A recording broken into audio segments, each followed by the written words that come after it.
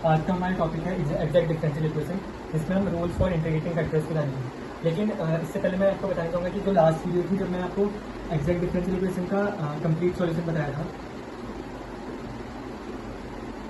उसमें मैंने बताया था कि जो कंप्लीट सॉल्यूशन होता है वो mdx plus mdy equals to c होता है। ये तो ठीक था, बट मैंने आपको एक चीज़ गलत बताई थी, जो थी कि हम यहाँ पे s फ्री कॉन्स्टेंट लेंगे, हम यहाँ पे Y as constant free term लेंगे, sorry and Y as constant लेंगे, लेकिन ये गलत था। बाकी ये तो ठीक है, लेकिन ये गलत था। तो मैं आपको बता देता हूँ कि इसका सही फॉर्म है क्या। वो मैंने उल्टा लिख दिया था, mdx में वाई कॉन्स्टेंट होगा, mdy में x एज फ्री टर्म। तो ये छोटी छोटी मिस्टेक्स है। अगर आप बहुत सी कॉन्सेप्ट चलते हैं तो आपको वो कॉन्सेप्ट समझ में नहीं आता और आपके क्वेश्चन गलत हो जाते हैं। तो ये वाला एक बार आप देख लीजिएगा, अगर आपने नोट बनाया तो इसको एक बार करेक्ट कर लीजिएगा। बाकी ये तो सब ठीक है। इसके बाद लेकिन मैंने आपको एक क्लास में रिमार्क भी बताया था कि रिमार्क क्या है। रिमार्क ये है कि अगर कोई mdx प्लस mdy फॉर्म में क्वेश्चन दिया है, डिफरेंशियल क्वेश्चन, और वो mdx के प्लस mdy के फॉर्म में दिया है और वो एग्जैक्ट नहीं है, मतलब एग्जैक्ट नहीं है, मतलब ये है कि del M by del y is not equals to del n by del x। ये क्या थी? ये थी एग्जैक्ट डिफरेंशियल इक्वेशन की सफिशिएंट कंडीशन। लेकिन ये अगर सेटिस्फाई नहीं हुई है और हमें इस इक्वेशन को एग्जैक्ट डिफरेंशियल इक्वेशन में रिड्यूस करना है, तो हम उसको इंटीग्रेटिंग फैक्टर से मल्टीप्लाई करेंगे इस इक्वेशन को। तो मैंने आपको लास्ट वीडियो में बताया था कि अगर इंटीग्रेटिंग फैक्टर निकालने हैं तो इसके बहुत सारे रूल्स होते हैं।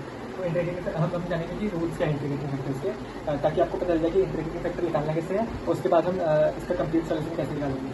तो अब हम एक बार इसके रूल्स जान लेते हैं सब।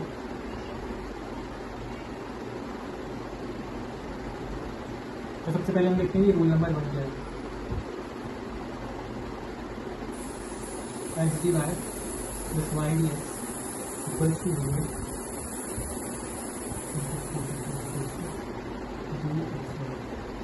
अगर ये ऐसी क्वेश्चन दी है तो उसका इंटीग्रेटिंग फैक्टर का dx है, मतलब इसको हम इससे मल्टीप्लाई करेंगे ताकि ये एग्जैक्ट डिफरेंशियल इक्वेशन में रिड्यूस हो जाए। इसी के अंदर आती है H D Y minus Y D X is equals to 0। इसका इंटीग्रेटिंग फैक्टर होता है 1 बाय एक्स स्क्वायर। इसके बाद आती है हमारी Y D X minus X D Y is equals to 0। इसका इंटीग्रेटिंग फैक्टर होता है 1 बाय वाई स्क्वायर। इसके नोट्स बनाइए, ये सब आपको लिखने पड़ेंगे, लिख के आपको ये याद करने पड़ेंगे ताकि आप क्वेश्चन देख के समझ में आ जाए कि इंटीग्रेटिंग फैक्टर है क्या, उसको मल्टीप्लाई करके हम क्वेश्चन को कर सकें। अब हम देखते हैं कि इसकी रूल नंबर 2 क्या है। रूल नंबर 2 ये है कि if differential equation of the form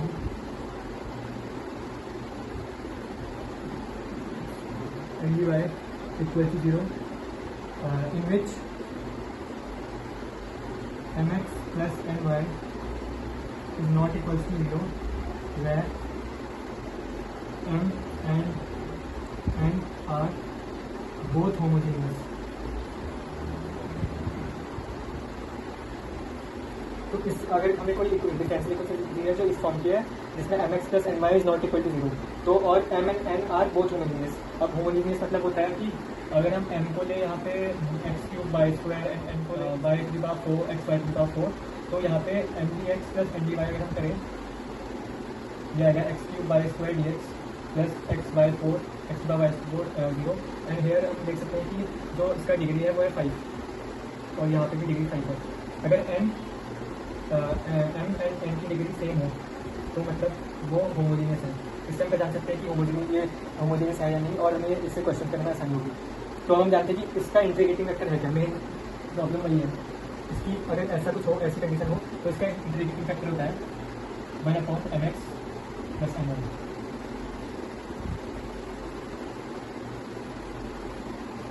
तो अगर ये सेकेंड रूल होगा तो उसका इंटीग्रेटिंग फैक्टर ये है। अब हम देखते हैं कि रूल नंबर 3 क्या है।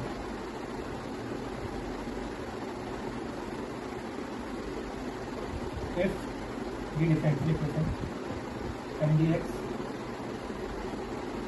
plus ndy equal to zero has be form.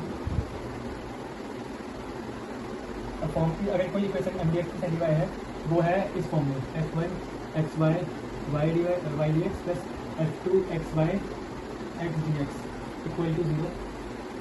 तो एंड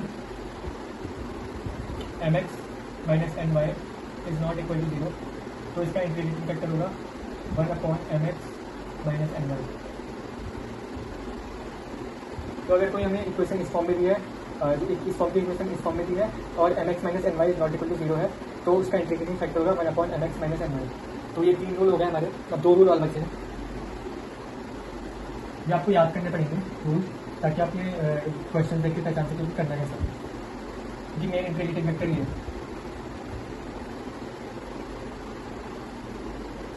अब रूल नंबर 4 हम देखते हैं।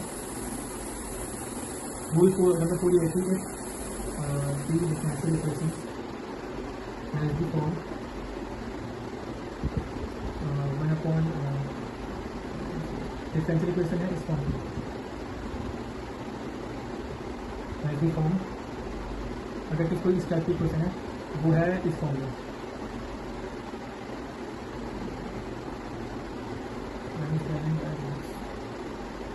1/n del m by del y minus del m by del x is equals to fx, which is the function of x. Then the integrating factor of this form is e to the power integral of fx dx. तो अगर कोई differential equation जो इस form की है वो इस form में है, इसमें फंक्शन x है इक्वल टू, तो वो उसका इंटीग्रेटिंग फैक्टर होगा e to the power fx dx। अब रूल नंबर 5 सिमिलर ही है, थोड़ा अलग है। रूल नंबर 5 अगर हम देखें, चलो इसमें लिख लेते हैं। अब हम देखते हैं रूल 5 क्या है। रूल 5 ये है, if a differential equation of the form M D X plus N D Y equals to 0 is in the form 1/m del n by del x minus del n by del y equals to function of y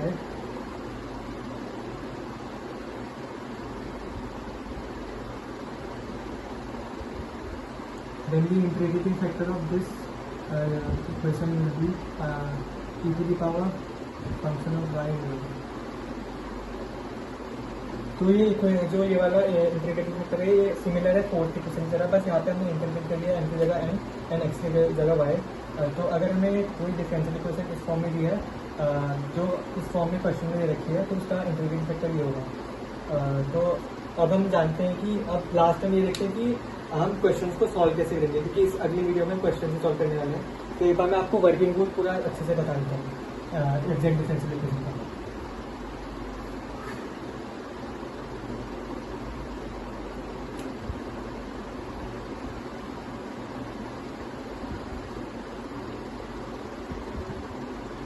तो सबसे पहले हम consider करेंगे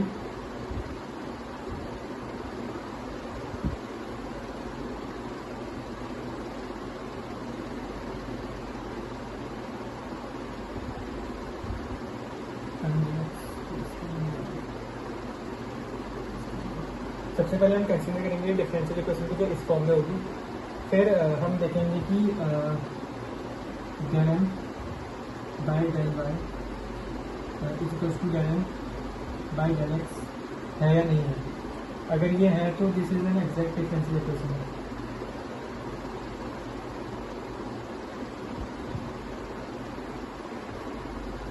और बाकी फिर उसके बाद हम इसका कंप्लीट सॉल्यूशन निकालेंगे।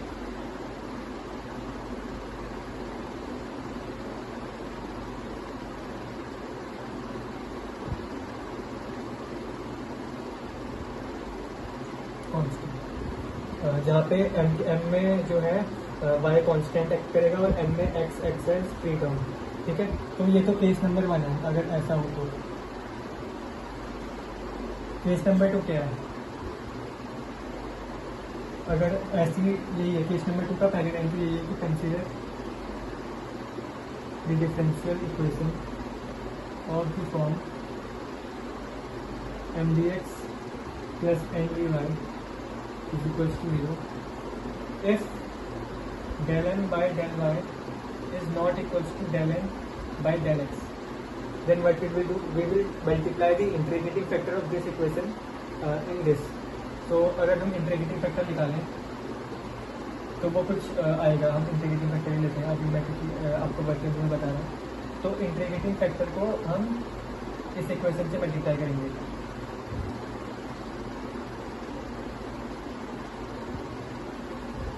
जब इस इक्वेशन से मल्टीप्लाई हो जाएगा इंटीग्रेटिंग फैक्टर, उसके बाद हम जो इक्वेशन आएगी उसको हम M D X plus N D Y में रखेंगे.